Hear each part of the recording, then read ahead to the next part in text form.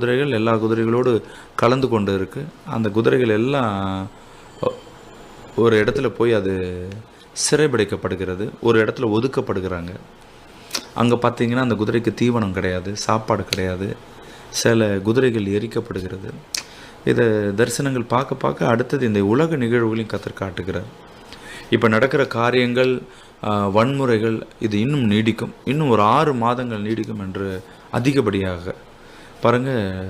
ஒவ்வொரு நாடுகளும் இன்னும் அதிகப்படியான போர் யுத்திகளை செய்வார்கள். தன்னை தானே பெருமைப்படுத்தி கொள்வதற்கான அந்த அறிவை பயன்படுத்துவாங்க, யார் பெரியாள் என்பது.